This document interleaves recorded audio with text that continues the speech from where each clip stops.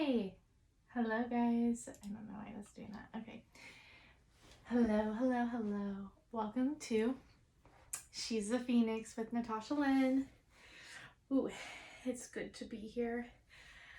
I'm trying to do big girl shit and record more throughout the week instead of last week was a little sketch. Okay, y'all, we got real close to the deadline of not having a podcast done in time for my deadline. So we're not doing that. Yeah, which means that things are going to be a little more chaotic for me, but it's okay. Not really something that I'm worried about. Chaos is kind of like my safe space. I know that's silly, but okay. I have been thinking a lot about the podcast, where I wanted to go, what I want to talk about, where I if I want to be shelled into a certain category, or if I kind of want to be, bigger than Jess, which we've talked about a little bit, like me and the grief and the trauma, and not just being like a podcast where we reiterate that every time, because we have lives too. We're still here living and trying to live and surviving, these things that we've gone through. So it's definitely obviously going to always kind of work its way into whatever topic we're talking about, but it doesn't have to be the sole focus. It doesn't have to be sole focus for me. It does not need to be sole focus for you. We have life to live around grief. Okay, so I wanted to talk about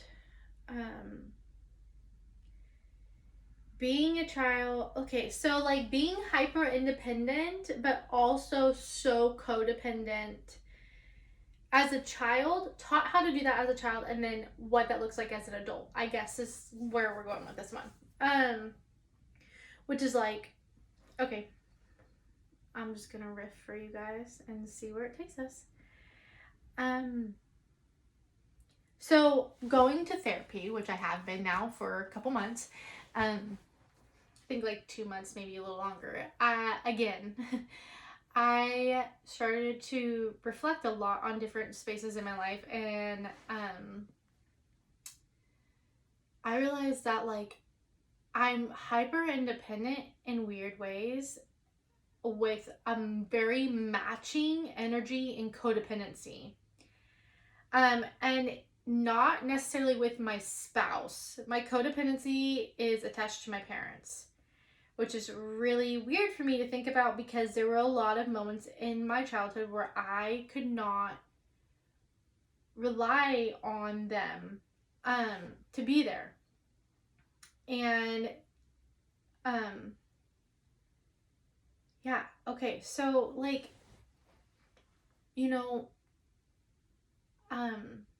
as soon as my little brother came into the picture, things were a lot different. I wanted to be, mommy number 2, and I just always showed up for my brother. I just always wanted to take care of him. And then he kind of became my responsibility.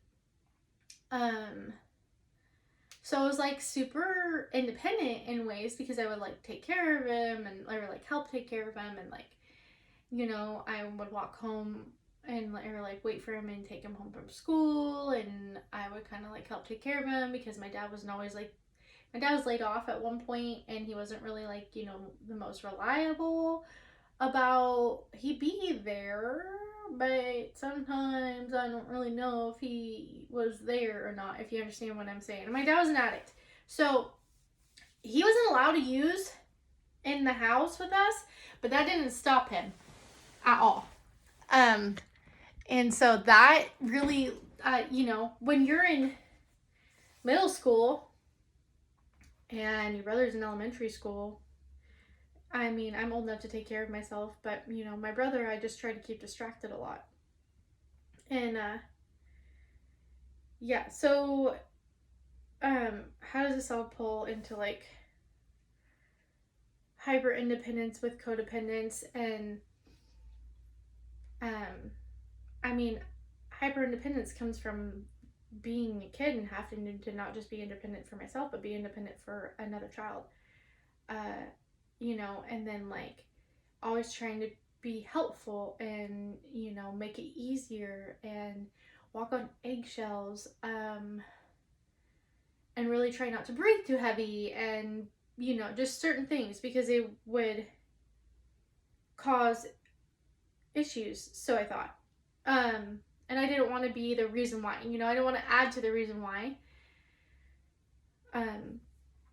And so at the same time, like, lots of weird codependent habits were taught, and not really taught, but like, I mean, they were like, this is how to be codependent. But, you know, what I witnessed was a lot of codependency, so that's what I learned. Well, being told to be independent, and, you know, and so, and then watching how that all played out. I don't want to like get super in depth into like certain parts of my childhood right now, but I do like want to talk about like what happens when you become super codependent but equally hyper independent, and then like how fucked that is as an adult. So like I never felt like I needed to really ask permission. Well, after a certain point I didn't feel like I needed to as a kid. But like now with every decision, which I'm coming out of this space, it's a lot of fucking work. It's a lot of work. I feel like at 28 years old, I still have to ask permission to do shit with my life. Like, I'm a whole ass woman. I'm a mom. I'm a wife. Been a wife. Wife again. Like, you know, I run a household. I pay fucking bills. Like, I do all this stuff, right? And there's some things like I just make those decisions and I don't need anyone's input on it. And then like big life decisions, like I'm gonna start a business, I have to like I would call my dad, but he's gone. So like I call my mom and I like ask her and I tell her about it to see like what she says. Like, is she gonna give me the go ahead? I'm 28 and I'm looking to get approval from my mother on if I can start a business or not.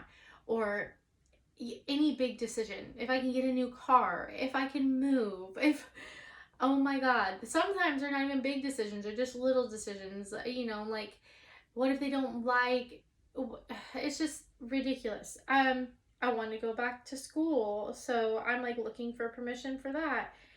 And along this journey I've realized that it's crippled me. I don't even know how to just make decisions, big decisions for myself. And I don't think that everybody just makes big decisions and knows what the hell they're doing. But I do think that people, you know, yeah, we reflect, we ask other people, make sure we're not batshit crazy for the ideas that we have. But I feel like there are adults in this world who can make big decisions and not need any validation from their parent on if it's the right or wrong decision.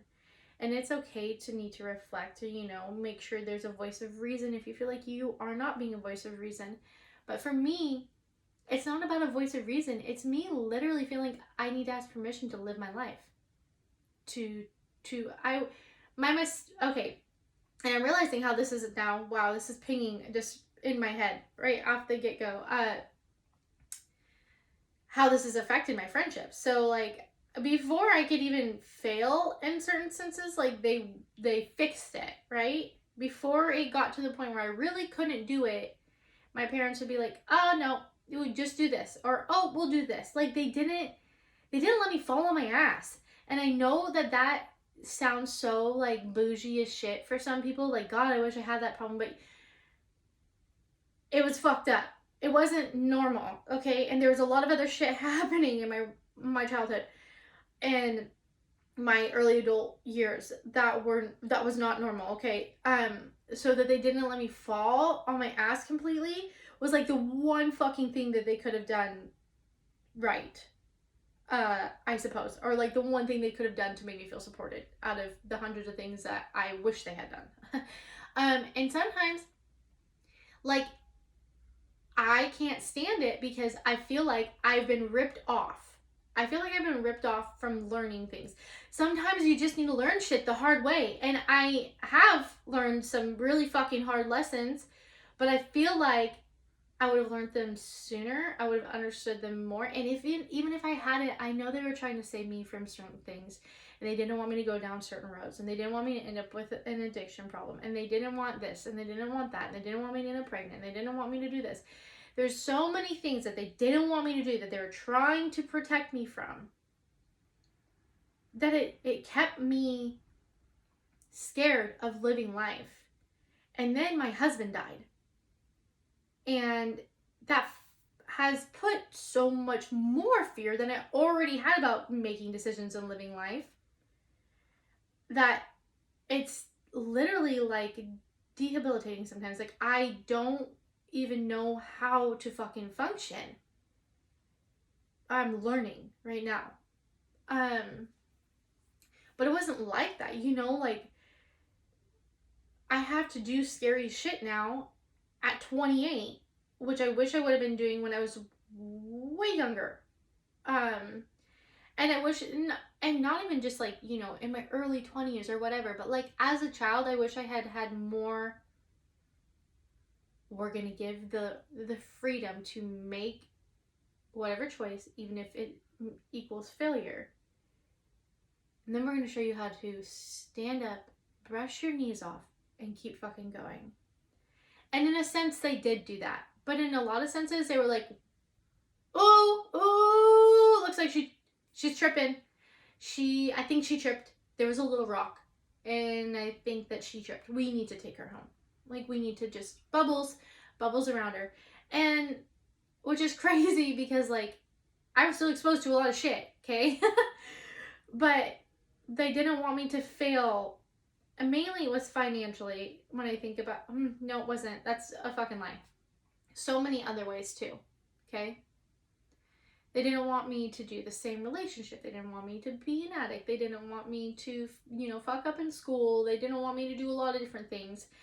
They were way too involved in my relationships. Always way too involved in my relationships. And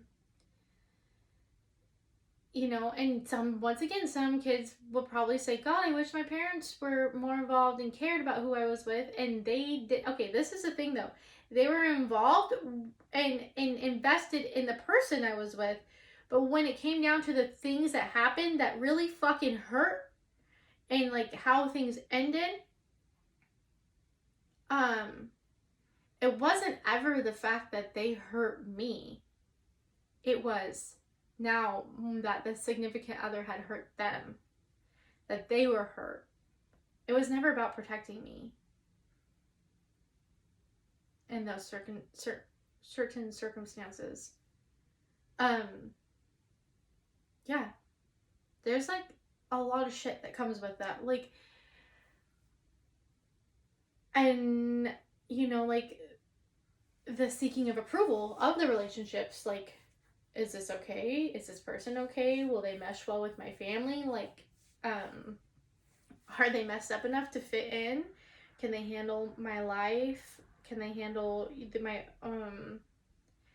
my mother who doesn't have a filter, and my dad who doesn't seem to really give a fuck about anybody's existence half the time, and everything else that came into it. I just, boy,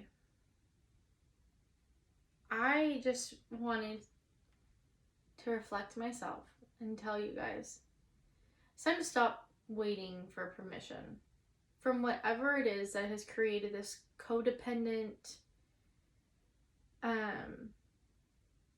part of you. You don't need anyone's permission to make the right decision or the wrong decision, or to find out if it was right or wrong along the way. You just get to make the fucking decision. Okay? We get to make the decision. It's okay to make the decision. It's okay to make the wrong decision. It's okay to make the right decision. It's okay to make a decision that nobody else would think that you should make. It's okay to make the decision that doesn't make any fucking sense. It's okay to make the decision that makes total fucking sense. It's okay. No matter what, it's fucking okay. You know why? Because it always is going to come full circle, no matter what. You're going to learn your lesson. You're going to succeed. You're going to grow where you need to.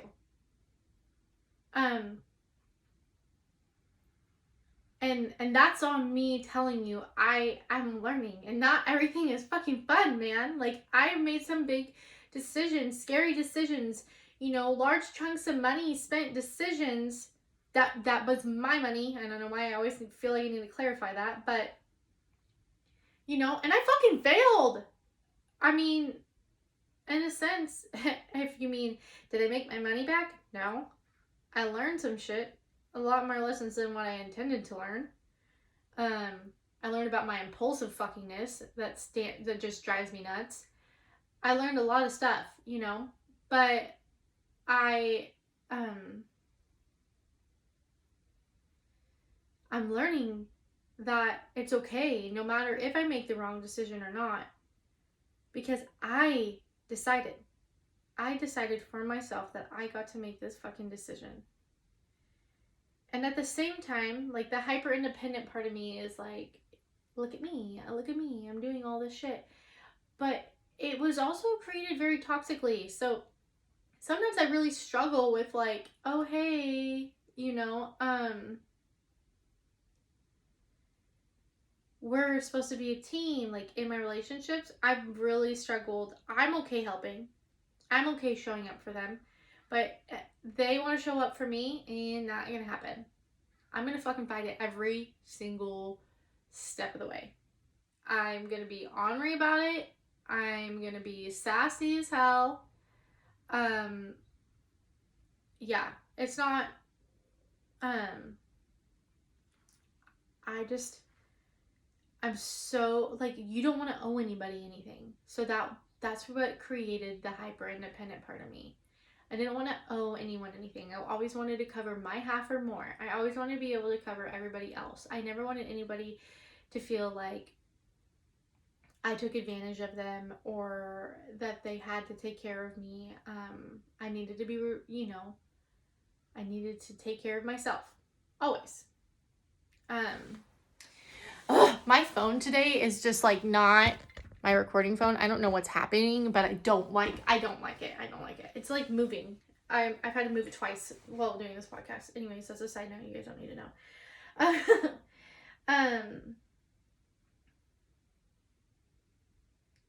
I don't know. I just, like,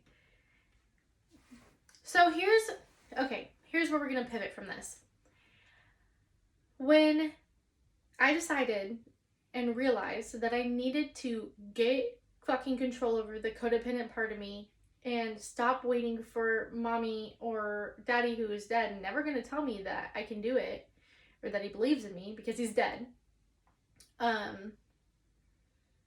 When I decided that no longer was going to be how I functioned, where I functioned, how I made my decisions, which, I can say it, but I have to act on it, and I have to follow through over and over and over, and it doesn't just happen, like, overnight. Like, it's not just that simple. This has been conditioned into my brain my entire life, and now I'm trying to reprogram it. It takes fucking time, okay? So if you are trying to get out of this codependent, weird, fucked up thing that you have going with your family or with whoever, like, it's okay that you don't just get it on the first or the second or the fifth fucking try or the 20th try, okay?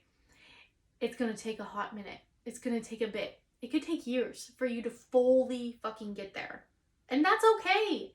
You're trying to heal something that was so wrong, but it was a core belief that was created inside of you by people that you were supposed to be able to trust. And not that that makes them bad people at all, but you were supposed to be able to trust these people to teach you the best way to live, right? And they passed down their traits and what they learned, sometimes not even realizing that what they were passing down was fucked up. my dad was hyper independent because he had to be. My mom was hyper independent because she had to be. Were they super codependent on each other? Oh fuck yeah, it was toxic. And I watched that. I grew up in that situation. And I see what they were trying to do with me. I see the good in what they were trying to do. And making me realize, take care of myself. And at the same time, also, for a lack of better terms, babying the shit out of me and making me super codependent on them. Like I was just so dependent on them in certain ways. Like I would freeze. I didn't even know how to function without them coming to my rescue. And sometimes it frustrates me because I just wonder how they didn't see what that was doing to me. It was paralyzing me. And then at some point, I got really frustrated, when I realized they've made a lot of big fucking decisions for me that were not their fucking space. It was not okay that they made those decisions for me. It wasn't. It was fucked up that they made those decisions for me. I mean, for one, we could talk about, there's one decision that bugs the shit out of me. They decided that I was the only one who wasn't going to be there out of my whole family when Curtis died. And I'm not mad at my brother or his friend that was with him. Okay, they were there. Out of all things my brother should have done, which was, there was already 911, lots of things happening, was call my mom. It made sense for him to call my mom. I would have called my mom in that situation too. But here's the next fucking thing. My mom was staring at me while my brother's screaming about what's happening to my husband. She's staring at me. I'm holding my son and I'm standing in the laundry room. And in that moment, I could have been given the right to know what was going on and to be taken there, regardless of the trauma that it would have provoked in my own life. It doesn't fucking matter, because that was not a moment where they should have gotten the right to protect me from something. Everybody else got to start their grieving process right then, and I waited hours to find out anything. And I had no idea why they were gone. I had no idea what was taking so long, or why nobody was responding, and why my grandma was there, and there was lots of weird shit happening, okay? And that's just one of so many moments that I feel like they decided that they got to choose for me. They got to live it for me, protect me from it, however the fuck you want to spin it.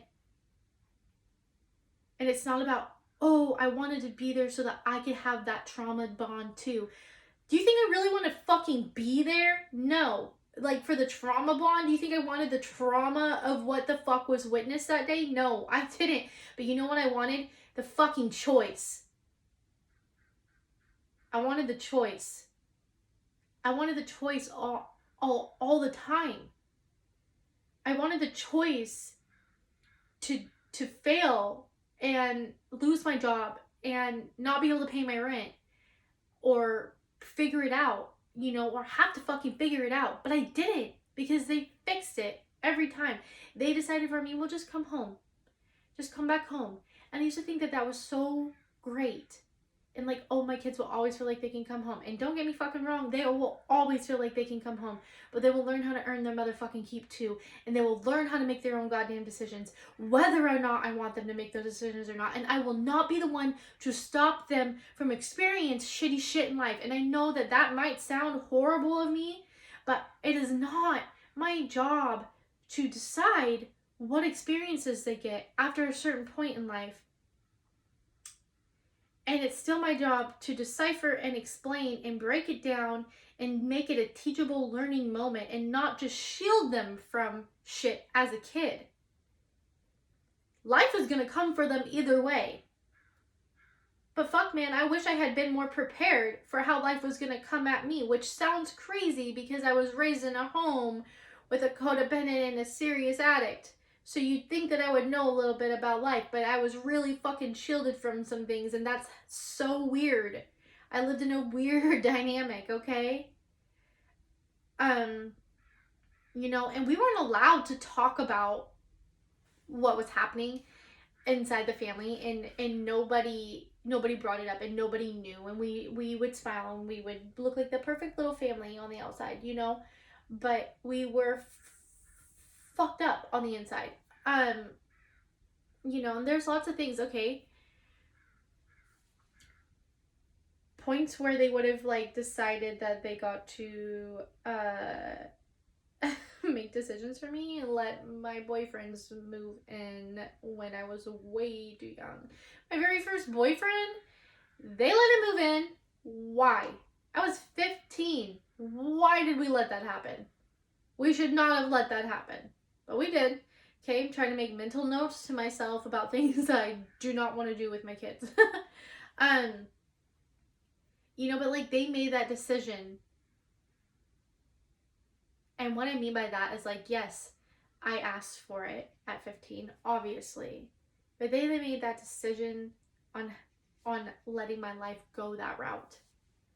They could have protected me from that situation. They could have decided differently.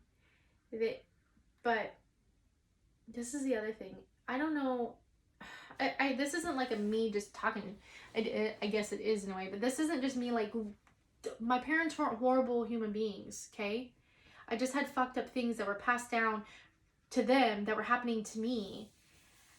And, oh, damn it. The thought, sorry guys, the thought left my brain.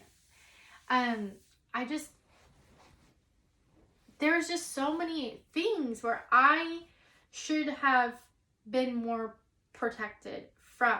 And then the things that I was protected from, I probably should have been able to learn more from them. I should have been let go of more and been able to just learn that on my fucking own. Regardless of what they wanted for me.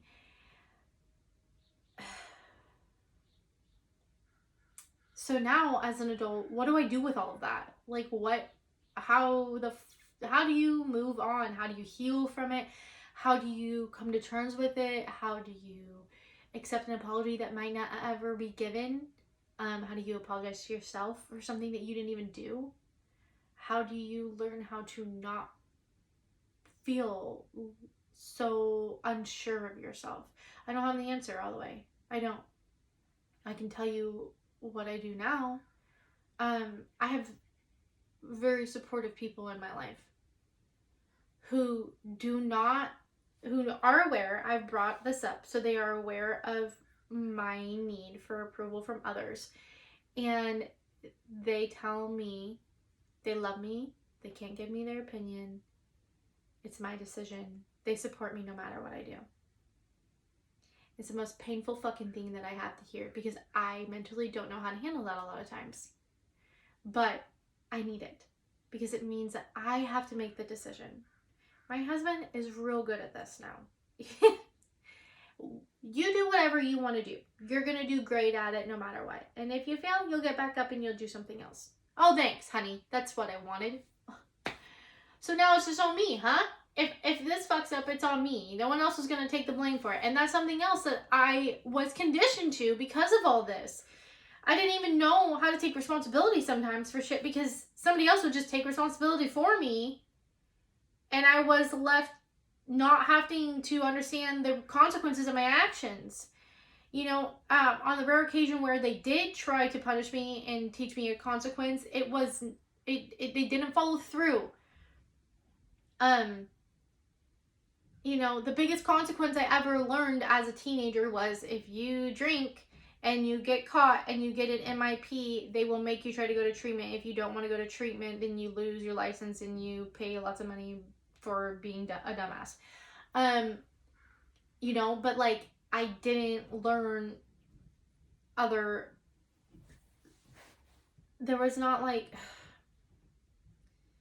was just not things done the way they should have in my head. And it created this little wreck of a being that you're listening to just ramble right now. I hope some of this makes sense. I always say that, but I do. I hope that somebody understands what I'm saying. I share this shit not because like I feel like I need to reiterate it, because trust me, I do this enough in therapy. I talk about it because I want other people to know, like, you're not fucking alone. If you had weird shit in your family, like, if you grew up in a childhood home like this, like, if you feel unsure about yourself, and fuck, maybe you didn't have a bad upbringing, but you still feel really fucking unsure of yourself, you need to know that you're not alone. My reasoning for why I feel unsure might be different than your reasoning, but we're still here together in this little land of the unknown. Oh my gosh, hold on. Trying to hold in the sneeze. Okay. Okay, and I think I said, so what do we do to fix that? And then I was like, oh, let me rant for 15 more minutes. Okay. What do we do now? What do we do now? Again, what the fuck do we do now? We're so codependent / hyper independent / how the fuck do we move through this? Like, how do we move on? How do we grow from it, learn from it, heal from it? Especially when, you know, those people that did it to us might very much so be the same way, and we might not know either. We might still have a very strong relationship with them, which is normal when you're very codependent to have that relationship stay strong and only get stronger. Not in healthy ways either. That's not what I mean. I mean, it is healthy. It can be healthy. So I have to set these serious freaking boundaries, specifically like with my living parent, because my dead parent can't tell me what to do now or protect me from shit.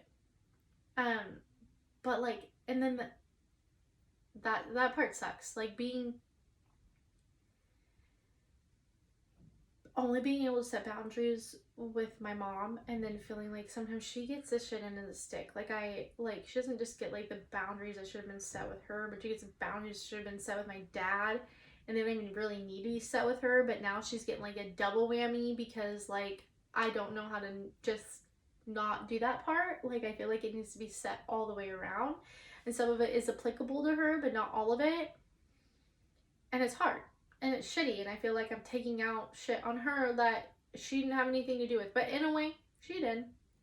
But boundaries, man, they're hard. Especially, like, having the conversation of, hey, you gotta stop trying to make every decision for me and saving me from the world.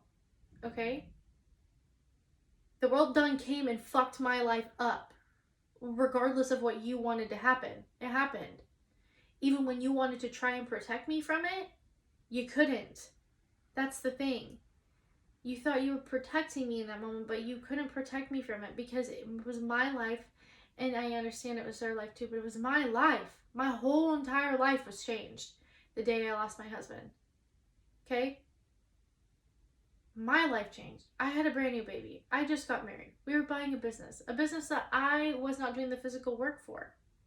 Yet, we toyed with me doing it too, but you know what I mean? Like now all of it was changing. Now I had to be the only parent. I was the only parent. I am the only parent. And I don't mean that in like, my husband now is a fantastic dad. The world's best dad. One of them. He's wonderful. He's a wonderful dad. I admire him so much for the relationships that he has built. But I'm still the only parent at the end of the day. I'm the one it falls on. I'm the one who makes every decision. I'm the one who makes the ultimate decision.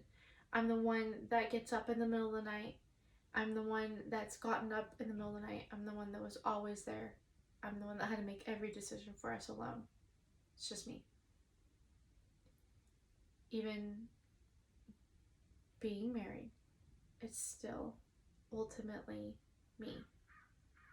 And that isn't like me saying that he doesn't get a say, he doesn't have this or that before y'all come for me on this topic. Like, yeah, okay. How did we get here? But, okay, we're gonna pivot back. Oh, gee, I riffed off a riff.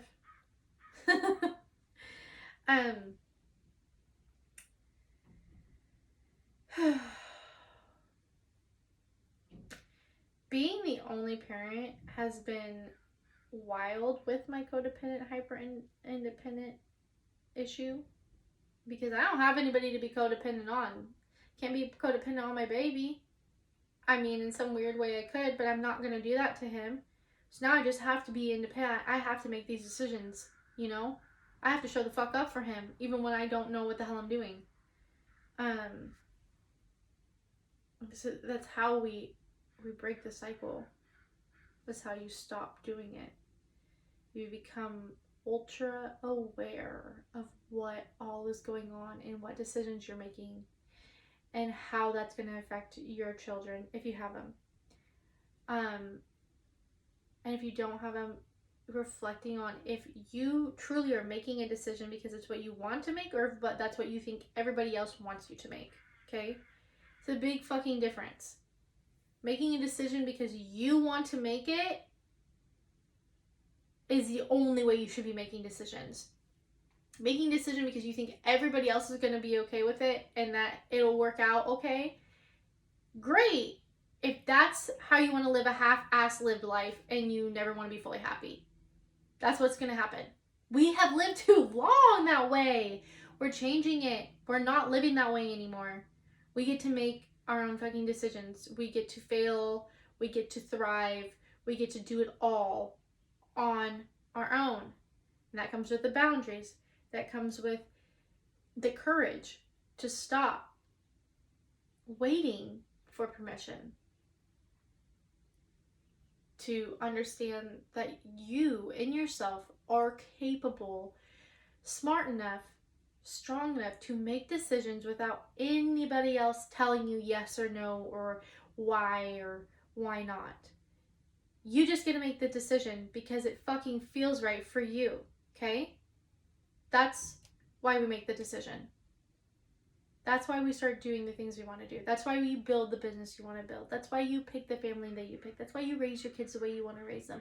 That's why you're in the relationship that you want to be in. Or you're not in a relationship because you don't want to be in it. Or you work somewhere. Or you quit your job. Or you start a new job. Or you move. Or whatever it is in your life that you want to do, but you're waiting for somebody else to tell you that it's okay because you are codependent to that behavior. You are done fucking doing that. And it doesn't mean that you won't ever do it again, but you start telling yourself right now that you don't need anybody's permission to do it. I tell myself every single day, I don't need permission to do this. It's my life to live. It's my life. How do I want my life to go? How do I want the story to go? What do I want it to be like? What stories do I want my grandkids to know about me? What story do I want my kids to know? How do I want my kids to show up for their kids? Okay? That's how I have to show up now. I get to make every single decision whether I want it to happen or not. I get to make it. And it feels fucking empowering to say that. I get to be the decider in my life. Even when it's scary, even when I'm so indecisive, I could lose my mind and just want somebody to choose for me, or I throw a fit about how I always have to make all the decisions. Like, shut up, bitch, you make decisions about dinner. It's not that big of a fucking deal. Like, don't quote me on that because I'll probably throw a fit about it for the rest of my life, but whatever. I still get to make these big ass decisions for myself. Nobody is gonna be able to live my life better than I am. So nobody should be making these decisions but me. Nobody is walking in my shoes. Nobody is in my body besides me. And my soul needs to know what I'm doing. My soul needs these, these lessons, these stories, this chance to learn. And so a really easy, good way to start doing that and like deciding what it is that you really want to be doing versus what, your codependent part of you is waiting to do. First, I believe in speaking it into existence. I believe in manifestation. I believe that you can bring into your life what you are ready to will into your life. And I believe that if you see it, it makes it 100% more easy to believe it. Don't quote me on that in every aspect of life, but what I'm saying is, sit down, go get 1,000,000 magazines. We're about to be old school shit. And if you can't, okay, Amazon has some great things now. Not like 100% wonderful. I still think magazines are the best route for this, okay, guys? But they make like books and stuff for vision boards. And I know it feels cheesy and I know it feels like just ridiculous. But sit down, and even if it takes you a week, make a vision board. Cut out the words that you want to be. Cut out the places that you want to go. Cut out the things you want to do. Cut out the things you want to have. Okay? Put it on a board. Look at it every single day. Somewhere where you can look at it every single day and say, I am living this life. These things are coming into, they're already happening. They're already on their way. They are going to be here for me. I'm going to choose decisions that make these things possible for me. Okay? I have a vision board, a beautiful vision board. I love it. I used an Amazon book. Not my favorite thing in the world, but magazines were a pain in the ass to find for a while. Okay? It's my favorite thing. My vision board is my favorite thing to look at in my office, because I see the things that have come to fruition already, and I just made this in October, November, which that's actually quite a bit of time now, but still, I'm in October, November, and I'm already seeing things in my life that have come full circle and like met what I wanted on the vision board, which means that I'm gonna have to make a new one at some point, because not everything fits on the vision board. And so a lot of people do this yearly. I think that it needs to be done more than once a year, because you're an ever-changing person. If you are not evolving, changing, and not feeling like you were who you were 3 months ago, 6 months ago, 9 months ago, a year,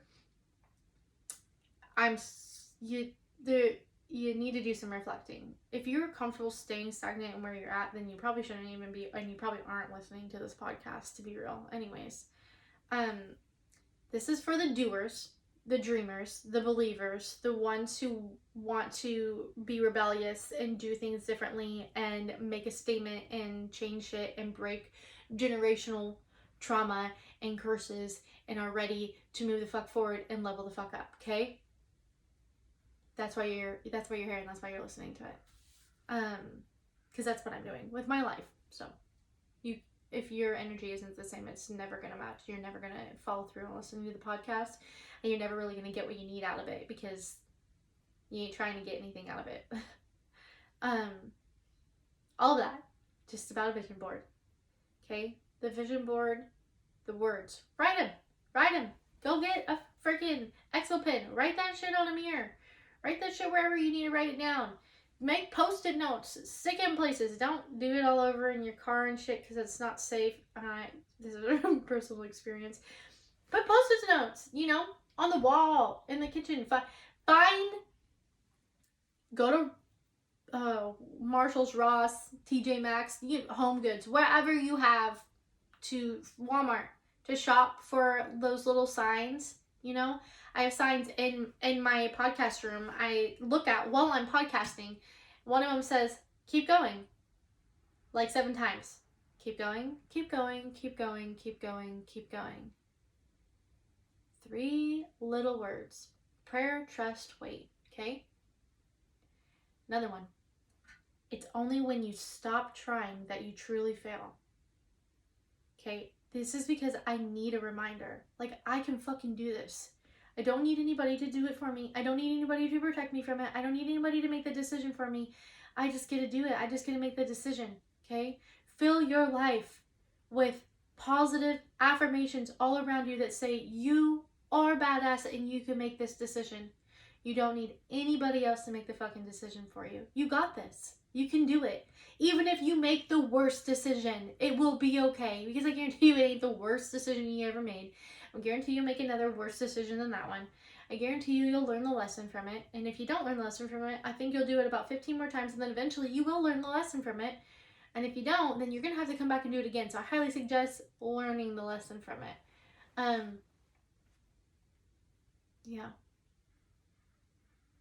I hope this, I hope that this really helps. It helps me. It makes me feel really empowered again. It's a good place to be. We get to make the decisions in our lives. We get to acknowledge I am codependent. I am hyper independent. I have struggling issues with that from my childhood. And I'm making choices every day to heal that and to fix it and to know and trust that I am capable of making my own decisions. Because there's that whole part of it too, of knowing and trusting yourself, believing that you can make those right decisions, believing that you can follow through, and trusting that it's okay, that you don't need somebody there to catch you every time you trip or you scuff your knee. Okay? It's okay to fall down and get back up 155,000 times, okay? If you hit 156,000 times, then you might as well throw in the fucking towel and say, nah, I'm good. I'm just kidding. The point is that codependent, not codependent, hyper independent, not hyper independent, you struggle with making fucking decisions in your life and you're waiting for somebody else to give you permission. Stop waiting. You're the only person that needs to give yourself permission. You're the only person that gets to decide how you live your life. So take it back, set the fucking boundaries, make the vision board, write the little notes, go to the store and buy the weird motivational quotes, okay?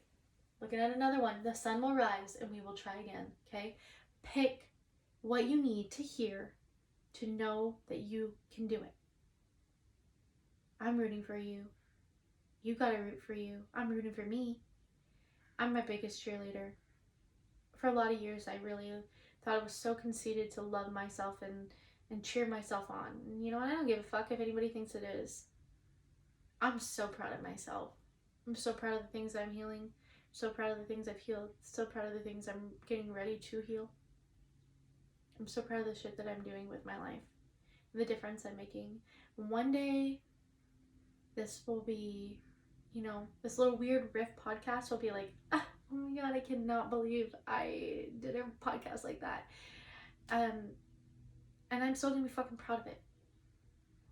I'm never gonna be embarrassed by it. I might giggle about it, but I'm gonna be so proud of myself because you know what? I never gave up and I stopped waiting for fucking permission to live my life. Okay? That's all, guys. That's all. I love y'all so much. And I just really hope that these podcasts really give you some kind of hope, some kind of help, some kind of relief, some kind of connection if you're feeling alone. That's why I'm here. Yeah. Okay. Connect with me on all the socials, baby. Okay. Natasha Lynn on Facebook. That's where we can connect the most. I'm the most interactive on there. So you want to be a part of it, just comment on my stuff. I try to get back to everyone that I can. Sometimes things get super viral and then it's really hard to keep up, but I will try my best. You message me on there, I will try my best to get back to you as soon as I possibly can. I'm not trying to ignore anybody. I love people reaching out and telling me their story. I love hearing about how I'm helping you or things you need to move through. I love giving advice if it's something that's wanted. I love being a listening ear. I just love connecting. Okay, guys, it makes me feel so alive and so good, and like I'm getting to do what I want to do. So Natasha Lynn on Facebook, Natasha Lynn _official on Instagram. She's a Phoenix podcast on